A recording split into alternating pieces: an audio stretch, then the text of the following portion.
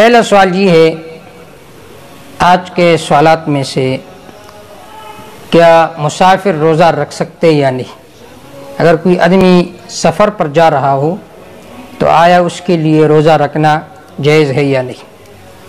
اس کا جواب یہ ہے، اگر اس کو مشقت نہ ہو تو روزہ رکھنا بہتر ہے۔ اگر مشقت ہو اس کو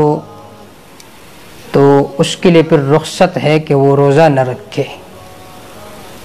کیونکہ سفر میں عام طور پر مشقت ہوتی ہے، تو نفس سفر کو ہم نے قائم مقام کیا اس رخصت کے لیے کہ جو آدمی بھی سفر کرتا ہے اور جس شہر تک وہ سفر کرتا ہے اس میں، اور اس شہر سے جہاں سے اس نے سفر شروع کیا، دونوں شہروں کے درمیان 48 میل بنتا ہے، تو اس صورت میں یہ سفر شرعی کہلاتا ہے اور اس کے لیے رخصت ہے کہ وہ روزہ نہ رکھے، لیکن اگر مشقت نہ ہو تو روزہ رکھنا اس کے لیے بہتر ہے۔ علامہ ابن عابدین الشامی رحمہ اللہ نے لکھا ہے وَيَنْدُبُ لِمُسَافِرٍ الصَّوْمُ، کہ مسافر کے لیے روزہ رکھنا مستحب ہے، کیونکہ اللہ کا فرمان ہے وَأَن تَصُومُوا خَيْرٌ لَكُمْ، کہ روزہ رکھنا تمہارے لیے بہتر ہے۔ یہاں پر خیر بمعنی بیر کا ہے، اس میں تفضیل کا صیغہ نہیں ہے،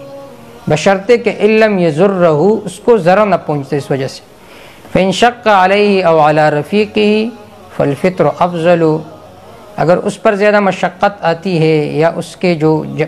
رفیق ہے، دوست ہے، مثلا قافلے میں جا رہے جہاد کے لیے یا حج کے لیے،